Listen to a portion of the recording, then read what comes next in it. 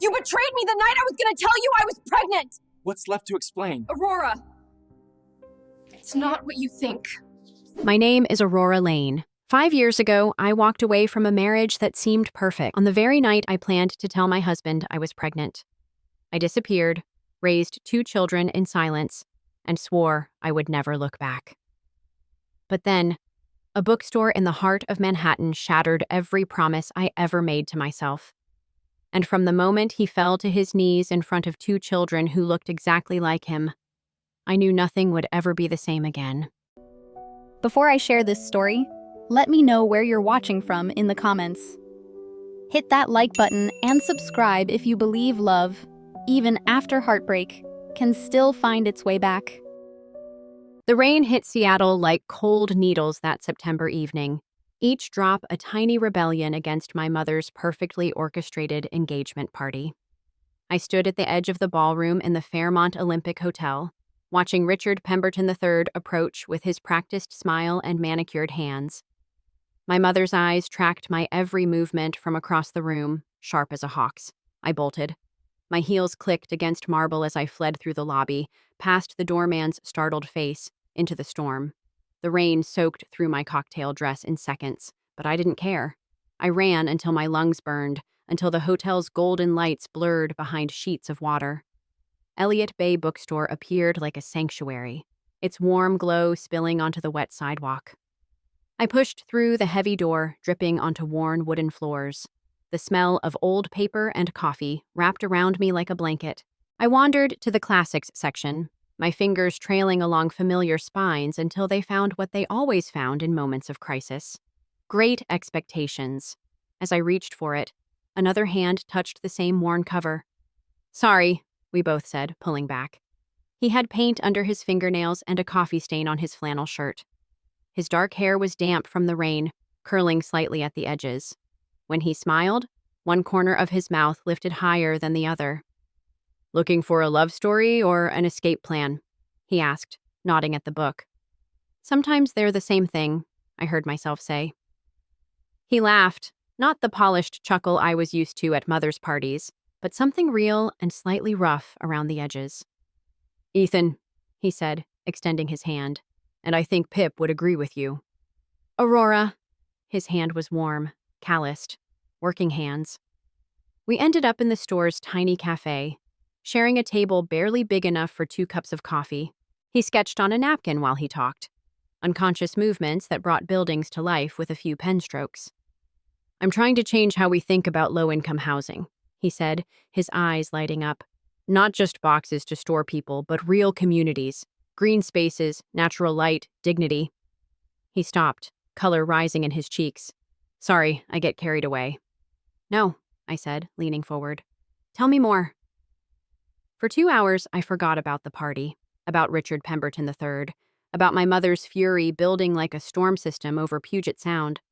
Ethan talked about growing up in Tacoma, his father's construction company, his scholarship to UW. I told him about teaching high school English, about trying to reach kids everyone else had written off. "You ran from something tonight," he said eventually. It wasn't a question. I looked down at my ruined dress, now mostly dry but probably destroyed. From someone else's life. And ran into a bookstore. That crooked smile again. Says a lot about a person. My phone buzzed violently on the table. Mother's 15th call. I didn't answer. "I should go," I said, not moving. "Should isn't always the right word," Ethan replied. "Will you be here again? Same time next week?" I thought about Richard, about the life already mapped out for me in spreadsheets and social calendars. Then I looked at Ethan's napkin, where he'd unconsciously drawn a small house with a garden, smoke curling from its chimney. "Yes," I said. Walking home through the now gentle rain, I felt something shift in my chest. Tectonic plates realigning. I had no idea that one rainy evening would rewrite every chapter of my life. But perhaps I should have known. In all the best tragedies, the most beautiful beginnings carry the seeds of their own destruction. Ethan and I fell into each other's lives like missing pages returning to a book. Tuesday evenings at Elliott Bay became Thursday lunch breaks at Pike Place Market, became Saturday mornings at tiny Capitol Hill cafes where baristas knew his order, black coffee, always lukewarm by the time he remembered to drink it, and mine, lavender latte, extra foam. 3 months in, Ethan got the call about the Austin project. "It's small," he said, pacing my tiny apartment, "barely worth mentioning. But the developer wants to try something different. Affordable housing that doesn't look like punishment." "That's amazing," I said, meaning it. "It's only for 6 months." He stopped pacing, looked at me. "Come with me." My mother's voice echoed in my head. "Absolutely not, Aurora. I didn't raise you to chase some construction worker to Texas." "Yes," I said. Austin was barbecue smoke and live music, food trucks, and street art. We rented a converted garage apartment in East Austin, where the walls were painted bright blue and the landlady, Mrs. Chen, grew tomatoes in the shared yard. Ethan worked 16-hour days. I flew back monthly for teaching obligations and family warfare. "He's nobody," Mother spat during one particularly vicious Sunday dinner. "His father lays concrete, Aurora. Concrete. He's everything," I shot back, surprising us both. She cut me off financially that night. I didn't tell Ethan. Instead, I took extra tutoring jobs, graded papers until my eyes burned, saved every penny in a jar labeled E's Dreams that I hid behind the flour. When Ethan came home exhausted, covered in sight dust, I'd have dinner waiting.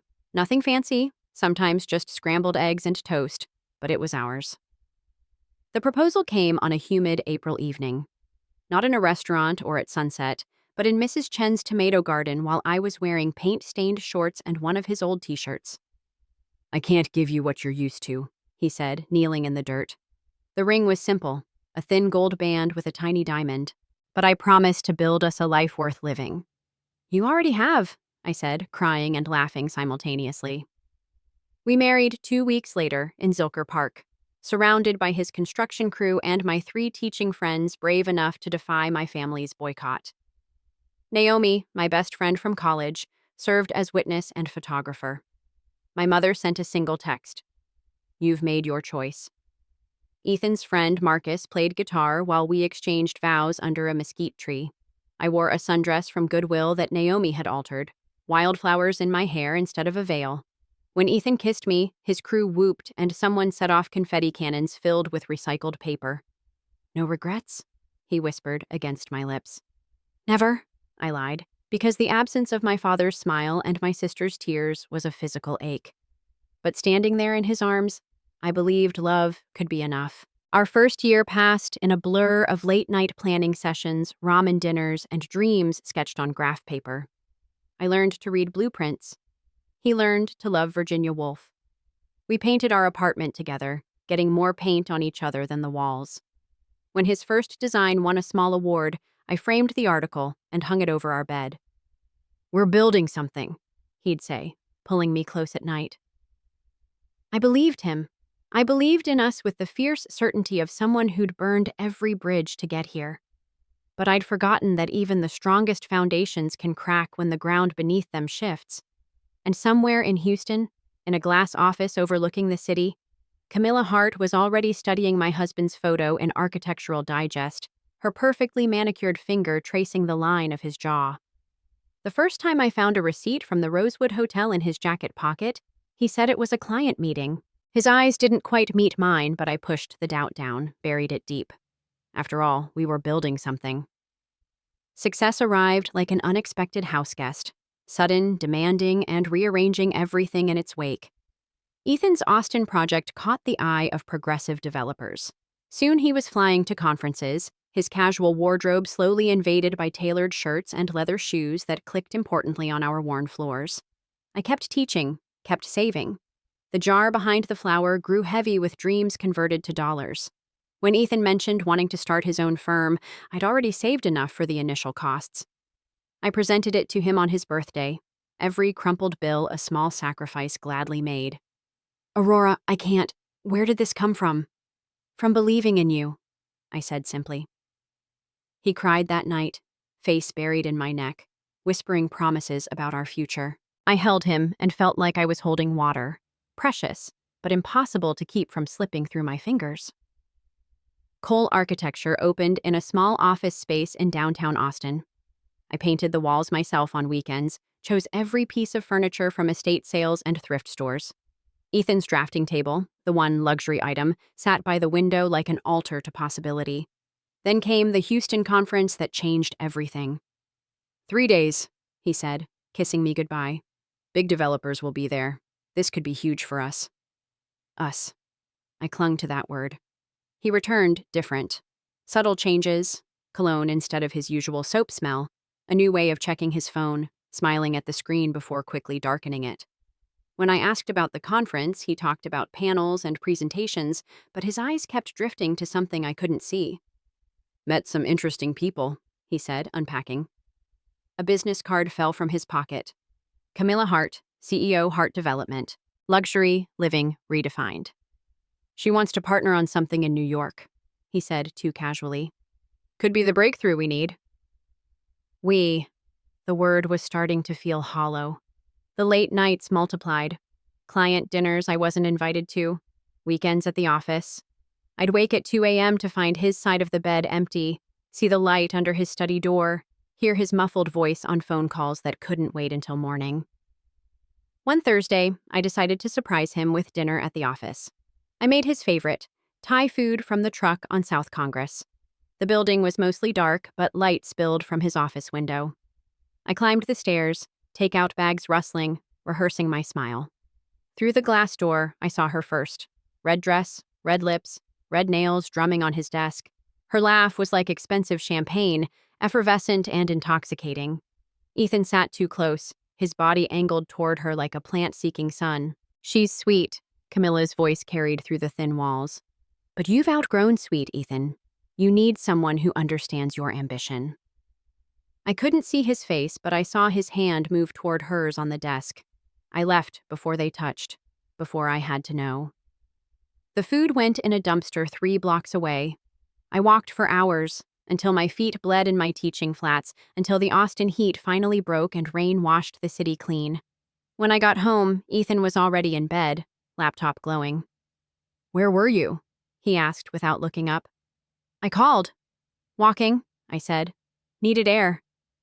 "This New York project," he said, finally meeting my eyes. "It's going to mean a lot of travel. Camilla, Ms. Hart, she's very hands-on." "I'm sure she is," I said, and something in my tone made him look at me sharply. "What's that supposed to mean?" "Nothing." I turned away, started undressing. "I'm tired." Later, lying rigid beside him, I listened to his breathing and wondered when it had stopped feeling like home. My hand moved unconsciously to my stomach, where, for the past week, I'd felt a strange fluttering. Probably nothing. Stress. Too much coffee.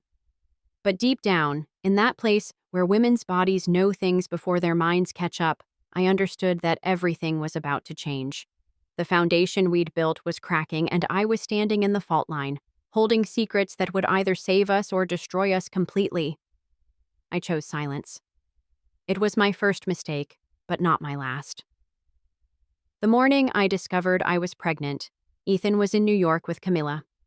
I sat on our bathroom floor, staring at 3 positive tests lined up like soldiers on the chipped tile. My phone buzzed with his text. "Meeting's running late, don't wait up." I didn't tell him. Not when he returned smelling of her perfume. Not when I found long red hairs on his jacket.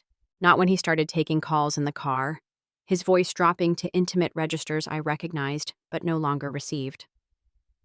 2 weeks later, I decided to try one more time. I put on the dress he'd loved, made reservations at our anniversary restaurant. I would tell him about the baby.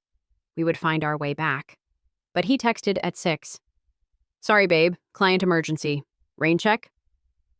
I drove to his office in the gathering dusk. His car was there. So was a black Mercedes with New York plates. The security guard knew me, waved me through. The elevator ride felt endless. Down the hall, his office door was cracked, lamplight spilling into the corridor. I heard music, jazz, the kind he claimed to hate. Through the gap, I saw them dancing.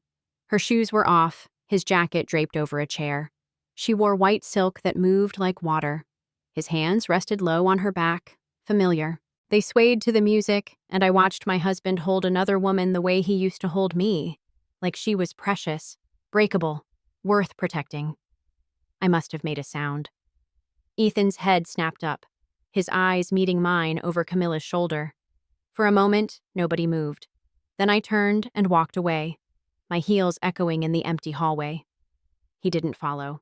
At home, I packed methodically. Only essentials, only what was mine before him.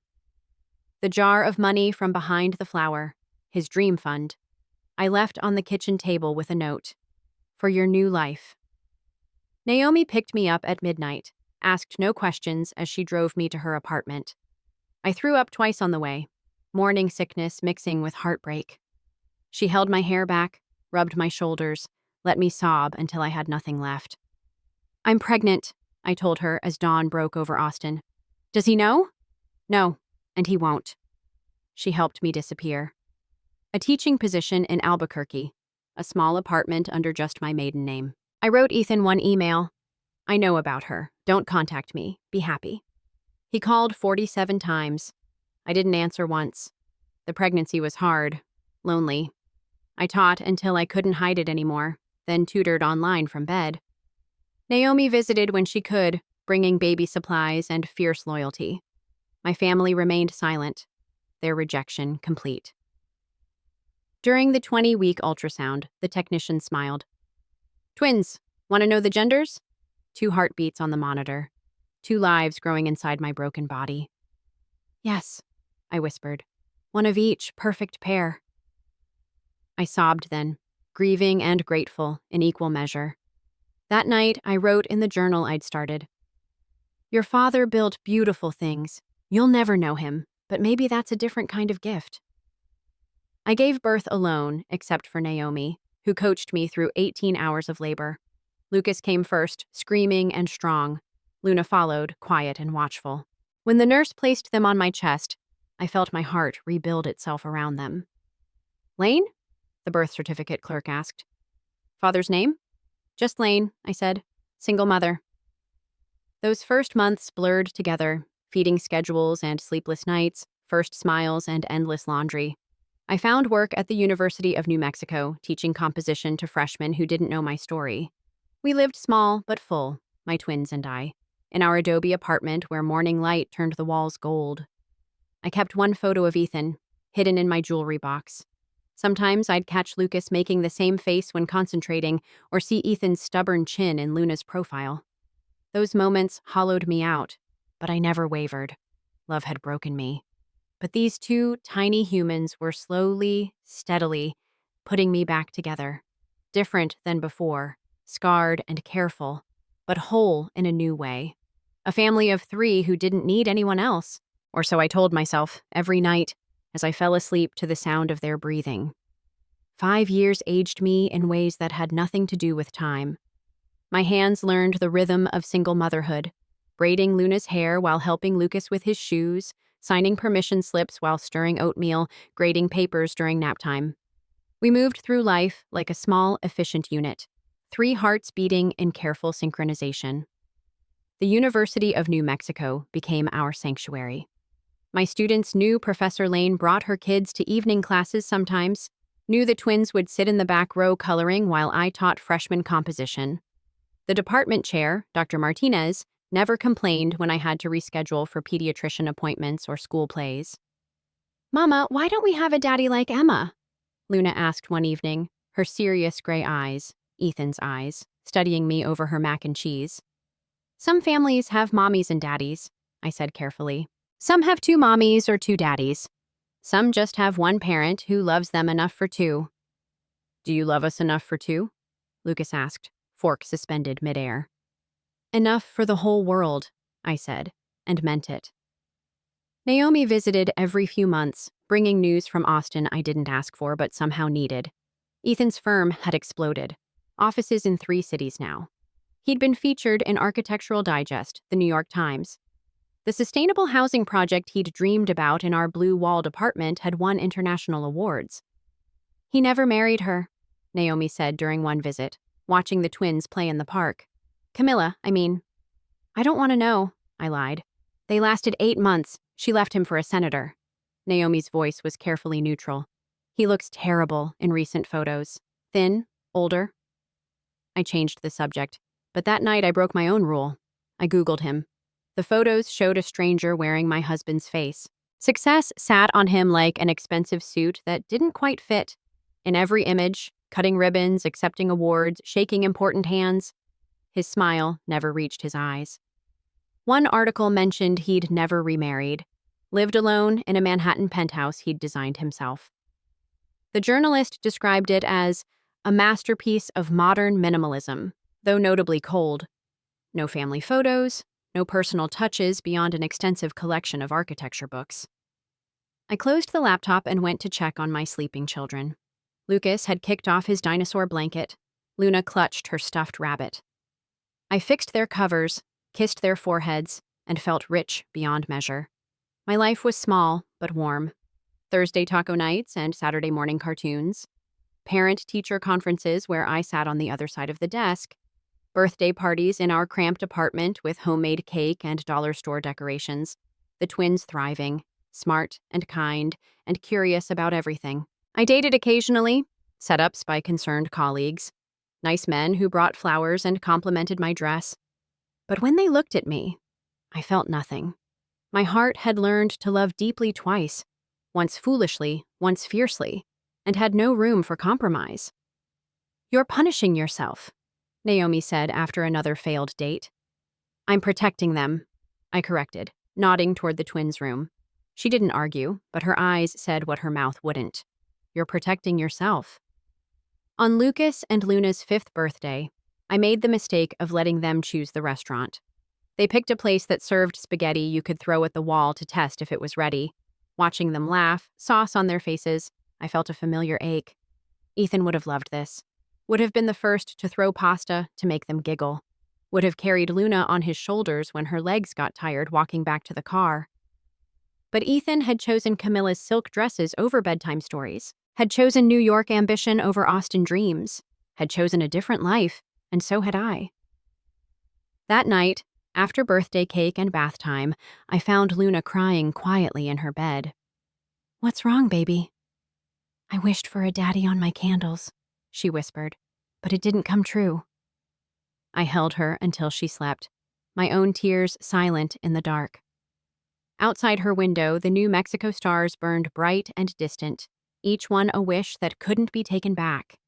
In Manhattan, 2,000 miles away, a successful architect was probably working late again, building dreams for strangers while his own lay in ruins he'd never learned to repair. We were living parallel lives, intersecting only in the faces of two children who would never know how much they looked like the man who'd helped create them, then broken their mother's heart before they could even break it themselves with their first steps, first words, first everything he'd missed. The invitation arrived on ordinary Tuesday. Heavy cream paper, official university letterhead. Keynote speaker request, National Education Innovation Conference, New York City. My hands shook as I read. They wanted me to present my work on inclusive teaching methods for at-risk youth, a career-defining opportunity. In Manhattan, Ethan's city. "We should go," Lucas bounced on the couch. "I want to see the really tall buildings." "And Central Park," Luna added. "Like in the movies." I almost said no, almost let fear decide. But looking at their eager faces, I realized I'd been teaching them to be brave while living in careful retreat. The conference was at the Javits Center, massive and anonymous. New York had 8 million people. What were the odds? We flew out in October, the twins' first plane ride. They pressed their noses to the window, watching the country unfold below. I gripped the armrests and practiced my speech, trying not to think about how close we were flying to a past I'd surgically removed. The conference hotel overwhelmed them. Lucas ran his hands along marble columns while Luna counted chandelier crystals. My presentation was scheduled for day 2. Day 1, we played tourists, subway rides, pizza slices bigger than their heads, the Museum of Natural History where they stood slack-jawed before dinosaur bones. That evening, exhausted but exhilarated, we stopped at a small bookstore near Columbus Circle. "Can we look at picture books?" Luna asked. 5 minutes, I said, checking my watch. They disappeared between shelves while I browsed new releases. My fingers found a familiar spine, Architectural Theory, Ethan's favorite author. I was reaching for it when Lucas's voice carried across the store. "Mama, is that the man from the photo?" Time stopped. Sound stopped. Everything stopped except my heart, which hammered against my ribs like a caged bird. I turned slowly. Ethan stood frozen between children's literature and travel guides, a book forgotten in his hands. The years had carved lines around his eyes, silver threaded through his hair. But his expression, stunned recognition melting into something raw that was achingly familiar. Luna stood beside him, looking up with curious eyes.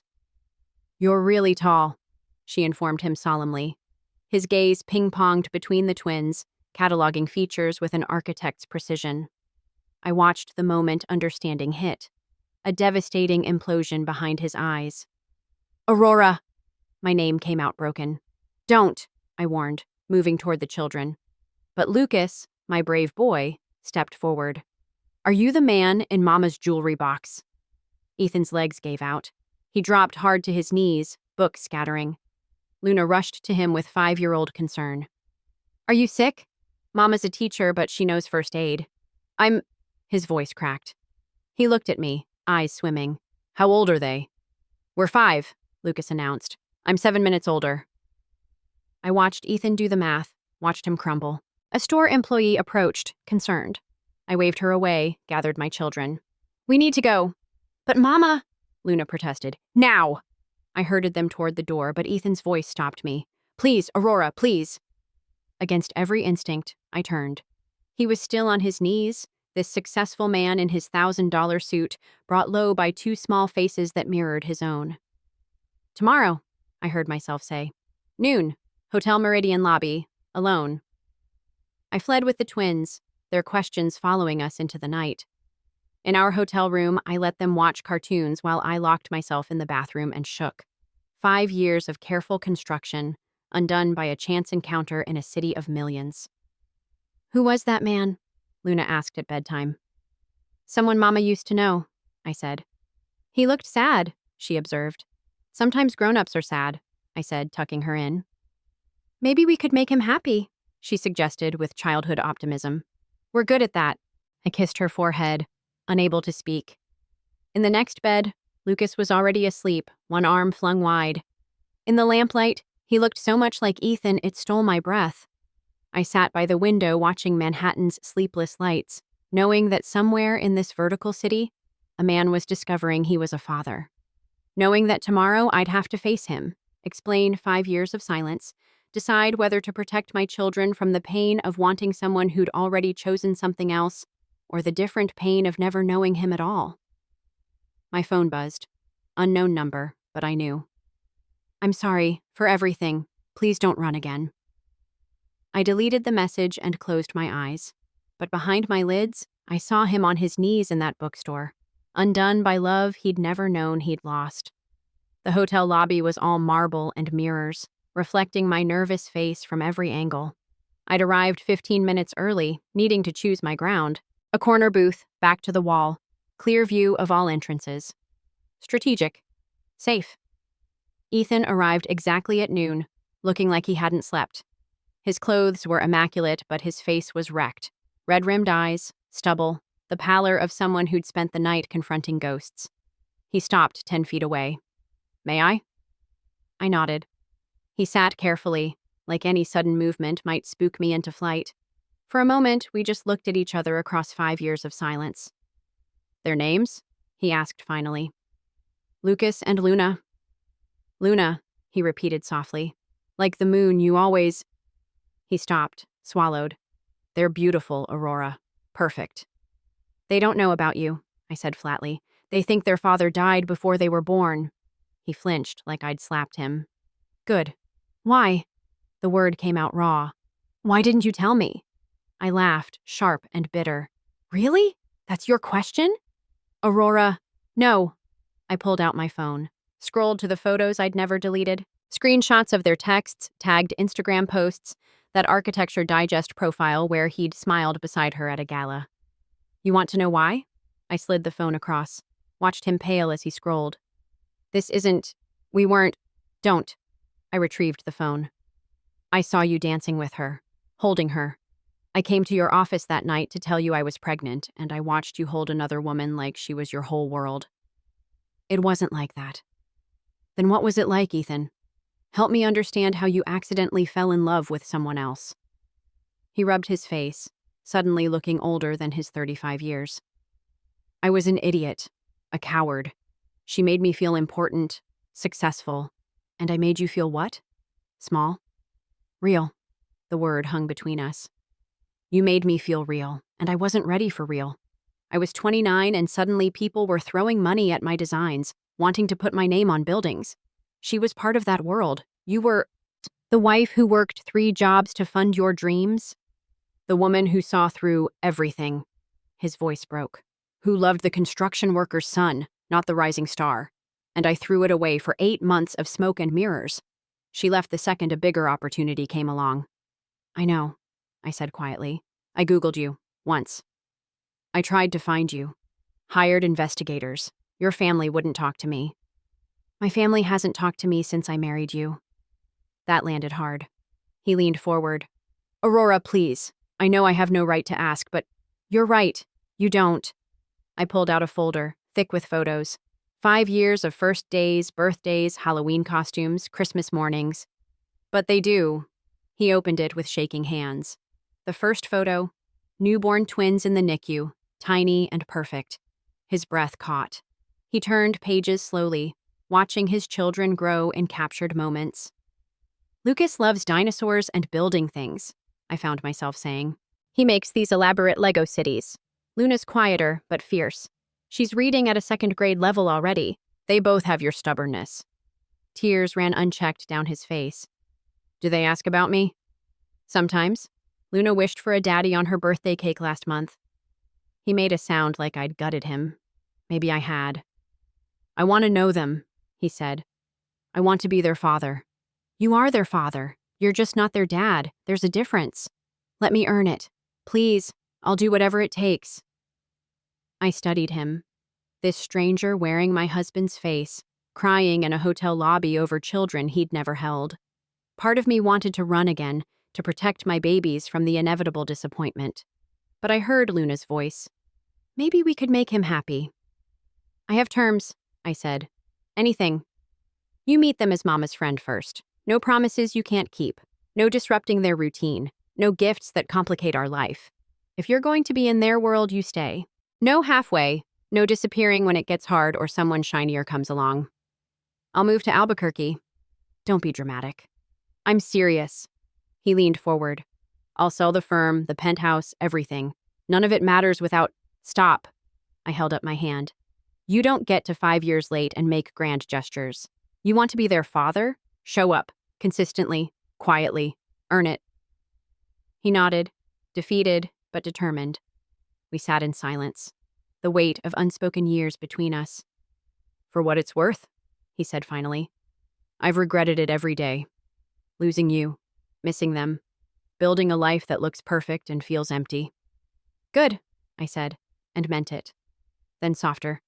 They have your eyes, both of them. Sometimes it takes my breath away. We agreed to meet the next day, all 4 of us, at Central Park. I left him in that lobby with his folder of photos, surrounded by mirrors that reflected a broken man holding proof of everything he'd missed. That night, I told the twins we'd see Mama's friend again tomorrow. They were excited. I was terrified. But maybe that's what parenting really was, being terrified and doing it anyway.